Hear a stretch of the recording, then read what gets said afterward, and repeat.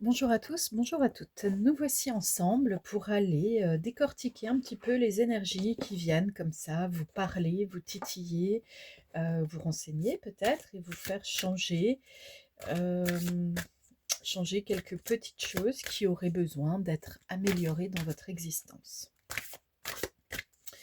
Vous pouvez prendre une position confortable, vous laisser guider, posez votre attention sur votre respiration et puis décidez d'accueillir ce qui est bon pour vous. Alors, dans un jeu qui est l'oracle des mandalas d'énergie, nous avons une première carte, équilibre. Trouve l'équilibre entre donner et recevoir. Veille à ce que cela te convienne et permets-toi aussi d'accepter également l'aide des autres. Alors, le donner et le recevoir chez l'être humain, c'est une notion qui peut être gravement compromise depuis l'enfance, parce que dans certaines familles, on nous apprend par exemple qu'il ne faut rien demander. Alors quand vous devez demander de l'aide, du coup c'est un petit peu compliqué, hein, tout le circuit a été rouillé. Euh, dans certaines familles, on vous apprend dès l'enfance à profiter de tout.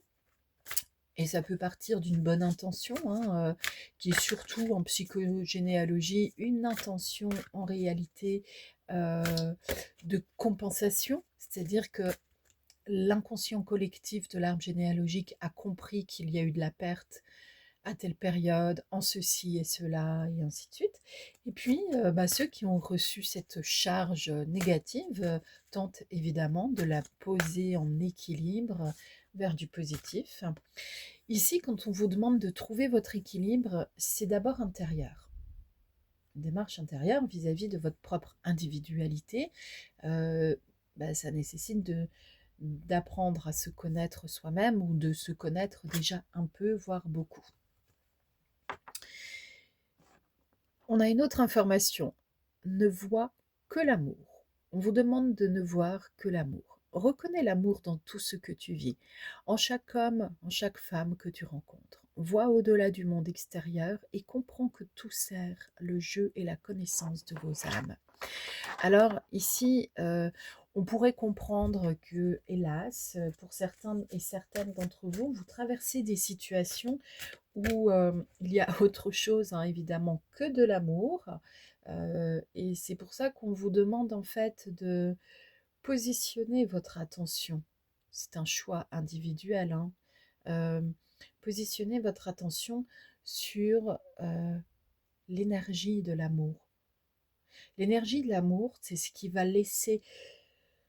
Alors d'abord, on va respirer. Voilà. L'énergie de l'amour, c'est ce qui va laisser ensuite émaner dans votre existence la confiance, l'estime de soi, l'amour de soi, euh, conscience, confiance, et ainsi de suite. Ok.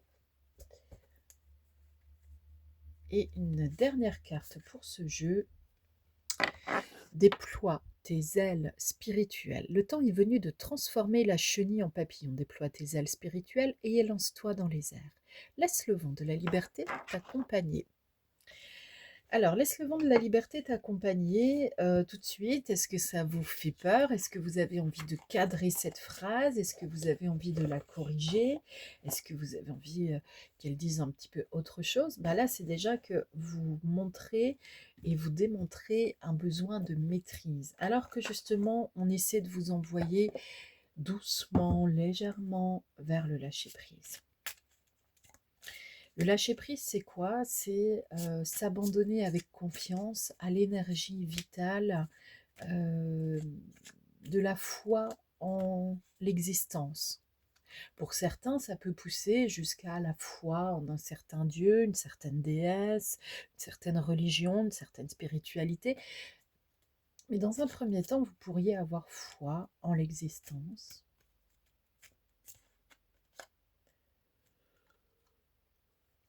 Alors, dans un autre jeu, nous avons l'archange Raphaël. Sans ma lumière d'émeraude t'envelopper.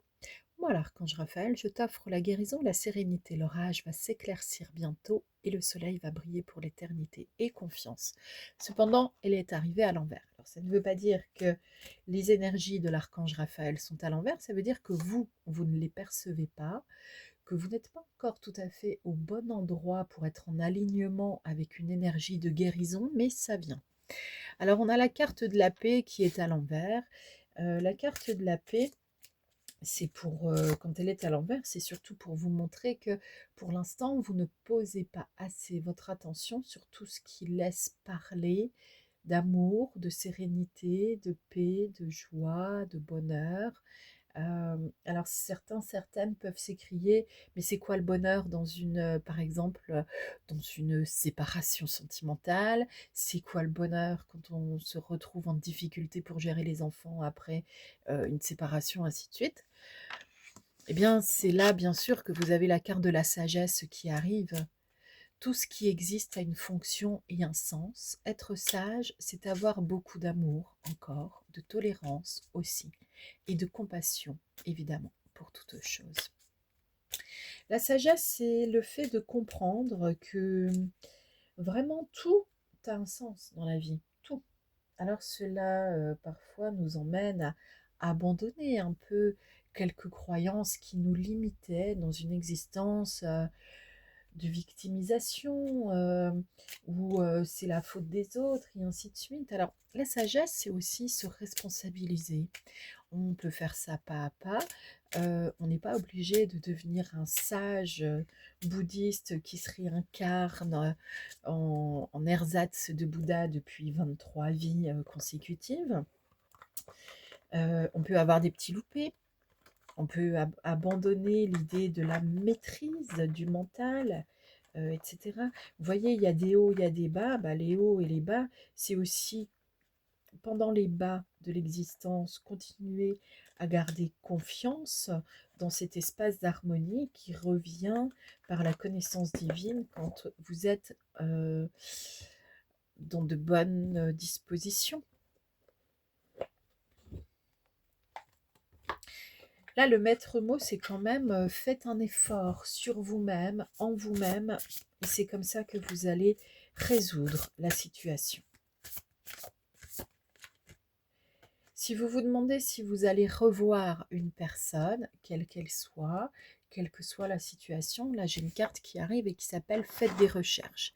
Faites des recherches, ce serait normalement pour approfondir la connaissance de la situation, etc. Là, Faites des recherches est à l'envers. Je dirais que c'est plutôt éviter de faire des recherches sur le sujet. Est-ce que la personne va venir? Laissez passer. On ne s'y intéresse pas. Ça ne veut pas dire qu'on ne s'intéresse pas à la personne. Ça veut dire qu'on laisse la vie mener les chemins des uns vers les autres. On a une autre carte qui arrive, qui pourrait être la deuxième réponse. Entraînez-vous. Grâce à une pratique quotidienne, vous pouvez parfaire vos compétences et vos dons tout en gagnant en assurance. Vos dons, ça peut être par exemple aussi la résilience. La résilience, c'est comme un muscle, ça se fait grandir, grossir, ou ça peut s'atrophier, hein, comme l'empathie et la bienveillance, etc. Entraînez-vous était à l'envers. Donc ça veut dire que depuis un petit moment, vous avez oublié de vous remettre en bonne action vis-à-vis de vous-même.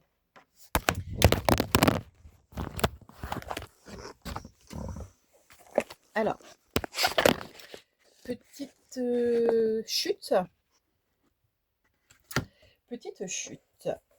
Moi, je le vois de plusieurs façons. Quelque chose qui nous déconcentre, qui nous déstabilise et on a peur de perdre. Également, on a peur de laisser apparaître son moi intérieur. Il peut y avoir des choses en désordre. C'est au moment où on a eu la carte guérir, guéri, guérisseur. Et je n'ai pas pu la commenter. Ensuite, il y a autre chose. C'est que dans ce qui nous bouleverse, c'est toujours nécessaire pour nous ramener sur une voie d'authenticité. Bon, par contre, parfois, effectivement, émotionnellement, ça nous fait changer de position de façon rapide et peut-être perçue de façon un peu violente. Ici, il faut comprendre quand même que parfois, on s'éloigne un peu trop de soi-même et de ce qui est bon pour soi. Et puis à un moment donné, si vous voulez, on a tiré sur la corde, et bien ça revient dans l'autre sens. Ok. Avec la carte guérir, guéri, guérisseur, pour moi, dans ma façon de capter les énergies, c'est le signal que j'arrête, je dois arrêter avec ce jeu-là. On a, on est toujours en recherche de quelque chose qui va s'améliorer, qui va nous permettre de nous améliorer. Donc là, avec une telle carte, on nous le dit, ça y est, le verdict est tombé. Vous êtes actuellement entouré d'une énergie apaisante. Alors vous me direz, au moment où le téléphone tombe, il faut le ramasser. En plus, il est tombé, je vais vous dire, entre les cartons, parce que je suis en train de bouger les choses en ce moment dans la maison. Peut-être j'aurais pu avoir du mal à le retrouver. Mais en fait, on a de la chance, vous voyez. On a perdu que quelques secondes. C'est aussi le message de façon subliminale, emblématique, symbolique. Parfois, il y a des aléas dans la vie. Bah oui, c'est vrai. Mais en fait, on sait faire face. De toute façon, on sait toujours faire face. Allez, avec un petit jeu très sommaire dans son design et son esthétique que j'ai créé il y a de nombreuses années maintenant, nous allons obtenir les dernières informations pour vous. Je m'autorise à. Alors là, les premiers mots qui vous traversent, allez-y. À vivre de la colère? Oui, ça ne veut pas dire la faire exploser sur les autres, et ainsi de suite, ok? Je voudrais tant qu'il... Ah bah ça a failli se cacher, hein, ça a eu du mal à venir, hein. Je voudrais tant qu'il... Alors qu'il, ce n'est pas qu'elle, ok? Je voudrais tant qu'il... ceci, cela, c'est à vous hein, de laisser venir les choses. Je rends à mon père. C'est à vous aussi hein, de trouver la fin de la phrase qui est adéquate pour vous parce que on parle de votre existence, on ne parle pas de la mienne ici, ok? Courir n'est pas toujours la solution. La fuite peut être une réponse, mais elle n'est pas loquace. Alors pour ceux qui sont dans des histoires avec chaser, runner, là vous avez un message clair. La personne qui est dans la position de runner n'est pas toujours la solution, n'est pas toujours idéale. C'est une histoire de fuite. Hein. Et d'un point de vue psychologique, on pourrait voir, en psychosocial même, on pourrait voir encore les choses différemment. C'est une personne qui peut être abandonnique, égocentrique, qui n'a pas conscience de votre existence. Et ce n'est pas loquace, ça ne parle pas. Donc en plus, c'est la notion de, bah oui, de ces silences dont vous souffrez. Parce que simplement, vous êtes ignoré. Alors arrêtez d'ignorer votre propre cœur. Je me demande souvent,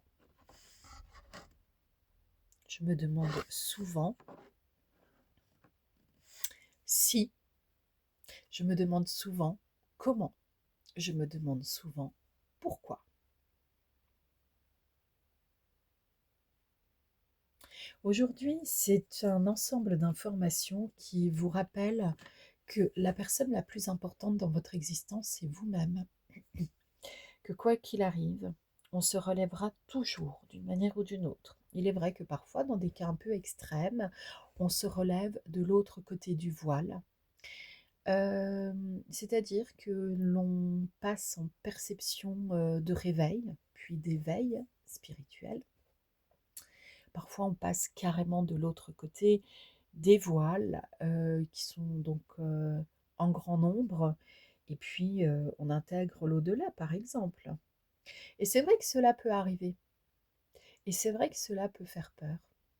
Et dans certaines circonstances médicales, de santé, vous êtes plutôt à vous faire bien accompagner par des équipes médicales compétentes. Et puis parfois, vous oubliez peut-être d'aller consulter les personnes compétentes. Il y a ça aussi qu'on a envie de vous dire, hein. Ce n'est peut-être pas forcément pour tout le monde, ça ne veut pas dire qu'il y a une alerte à la bombe immédiate en matière de santé pour chaque personne qui tombe sur cette vidéo. Non, là je pense que ces dernières phrases sont plutôt pour un tout petit groupuscule et peut-être une seule personne en soi. Parfois, c'est bien plus facile de regarder les choses en face quand elles sont toutes jeunes, toutes neuves, parce qu'on prend enfin conscience qu'il y avait quelque chose qui déconnait depuis un petit moment, et puis on se donne toute la guérison dont on a besoin. Pour des séances individuelles, en privé, vous me contactez par email, s'il vous plaît, marina.petitdemange@gmail.fr. Pour l'ensemble de mes livres, il y en a une douzaine qui sont publiés sous différents formats et qui sont à trouver normalement sur principalement deux plateformes d'édition en ligne. L'Amazon qui court sur son cheval au galop, et puis donc au nom de Marina Petit-Demange, et puis sur bod.fr. Mon dernier livre de développement individuel à titre personnel, voire professionnel, c'est Interprète entre terre et ciel. Interprète entre terre et ciel, c'est un espace de philosophie spiritualiste, de prise de conscience lorsqu'on est passé par des phases de réveil, puis d'éveil successifs. On y parle aussi de transcription de langage galactique, par exemple, même si au fond, cela ne nous aide pas grandement, il faut le dire, dans notre vie quotidienne. Comprendre qu'un un langage galactique, une origine galactique peut exister au plan de l'âme, permet à l'âme de se reconnecter dans une grande hauteur avec soi-même. Mais ne vous êtes pas, par exemple, à choisir entre la baguette et le pain. Il y a des parts de nous qui sont purement humaines. Et dans cette expérience humaine, savoir qui on est dans notre entièreté, eh bien, c'est bien, c'est nécessaire. Maintenant, se déclarer comme étant uniquement galactique dans son origine, en reniant sa part terrestre, c'est, je crois, oublier que nous sommes toujours entre terre et ciel, ensemble, interprètes de nous-mêmes, traducteurs de nos pauvres désirs qui nous emmènent parfois bien loin de notre chemin de vie. Vous pouvez retrouver cela aussi dans les différents romans que j'écris, comme notamment, allez vas-y, je le mets à l'envers parce que là, au niveau cadrage, aujourd'hui, je n'ose plus trop toucher mon téléphone de peur de tout faire tomber. Et oui, la confiance n'est pas tout le temps là non plus, hein. L'odeur de la pluie sur les fleurs d'acacia. Donc ça, c'est un roman qui est paru déjà il y a quelques années. Vous le retrouvez sur ma page d'édition bod.fr. L'ensemble de mes romans mettent en scène et enseignent aussi, donc ils mettent en scène des personnages qui sont un peu comme nous. Pour certains, vous allez même entendre ma voix, pas forcément mon existence, mais ma voix derrière eux. À bientôt.